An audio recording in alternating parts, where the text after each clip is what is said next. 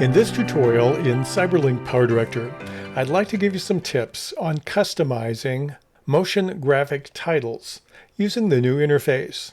There's some new tools we have available. We'll highlight those in this particular tutorial.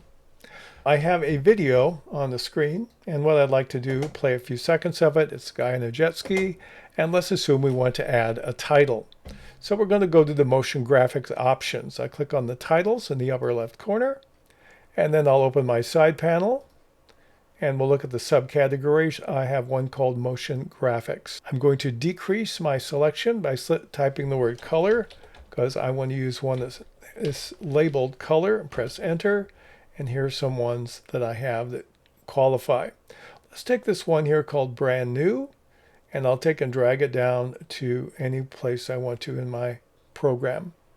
Now you notice some of these have down arrows. That means I haven't loaded them into my system yet. So if we click on this to see how it operates, we'll click and we'll follow it. We have the word brand new come in, and then the two colors, and then it shuts down. So let's look a little bit at this particular title in terms of editing. I'm going to click on it with the left mouse button, and with it highlighted, click Edit.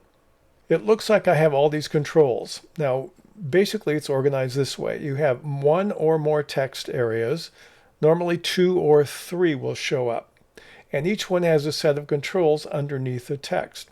You can edit the text either by clicking on it here on the main part of your screen. I'll call this Summer Fun.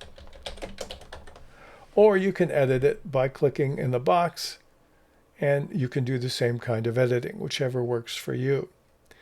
You can change the font family. The icon to the right of the font name is something that you can use to reduce the number of fonts you look at. I click on it there. I can select, right now the default is all. I can change to English or Japanese, traditional or simplified Chinese or Korean. Since I'm North American, I'm going to click on English. So now when I do the drop down, those are the only kinds of fonts I'm going to see. So it's somewhat limited now. Again, you have a down arrow for any fonts that you may want to download that you don't have currently installed in your system. So I'll take this Gemstones one and click on that. And there's one that we have that we could use. Click on that. That doesn't work very good. I think I'll go back to something more traditional here. Let's go back to this one. So now we have this, and there's other controls we have. The other next control on any of these would be the size, and they come in with a default size, and you can use the up arrow or down arrow for the up A or small a to reduce them by 1 point at a time. I found a glitch in the program I've reported to Cyberlink. If you reduce this from 320 to any other size, you can't get it back to 320. Sometimes the maximum size fonts that you have there are not adjusted properly. So you can increase it again, but not to what it started as. And so there's a glitch in the program. I'm trusting they'll fix it. You can change, of course, the color of the font by clicking on this box. We cannot currently use any gradient colors. We can't add an outline to the font or anything like that, but you can change the basic color by simply clicking there or clicking in the box over here and clicking on OK. Or you can select from the screen by using the eyedropper and find another color that you would like, that you think might work better. We'll just click back to something bright here.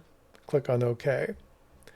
Then you have bold, and sometimes bold works and sometimes bold does not work.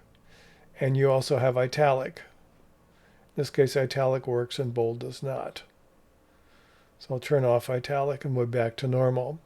Then you have more controls that are often hidden, so don't be afraid to widen the panel. You can align this inside the text box. You can align it left or centered, which is common, or right. Then you have these that align vertically. You can go to the top of the box, the center of the box, or the bottom of the box. So you can combine these 6 tools in order to align the font anywhere you want in relationship to the graphic that it is tied to or linked to. The next set of controls control your graphics, and you may have 4 or 5 different colored graphics here. Now, we can click here on this one and change the color. Now, if I'm not sure which graphic it controls, I have to do a little bit of trial and error. Let's click on blue, and there I see, oh, it controls this one for sure, and only this one. And I'll click on OK. And I can click on the other box, and click here, and there's my other color, and click on OK. So that's some of the ways in which you can modify that. Let's look at a slightly different title, just for comparison. Let's try Colorful 36. I'll take and drag that down, put it over here. We'll click on it and see what we have. Let's work on this. We'll highlight the motion graphic title and go to edit mode. Now you notice here we have 4 different colors, which is different. We only have 2 graphics, but you notice once again we have 2 default sizes, 173 and 353. Watch what happens if I try to make 353 smaller. I'll click on the down arrow and it goes to 150, and I can't get it up any higher. So that's the glitch I've reported.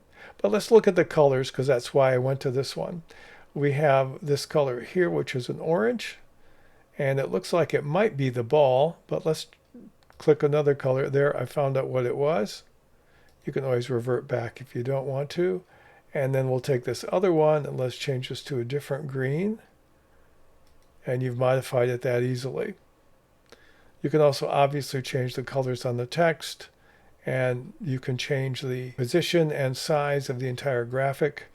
I'll take this and let's shrink it down, and then move it over here. And now we have something that will operate in the upper left quadrant of my frame when I play it. So outside of the limitations that I've reported to Cyberlink, this is basically how you do some simple foundational editing when you're working with motion graphic titles in the new interface in PowerDirector 365.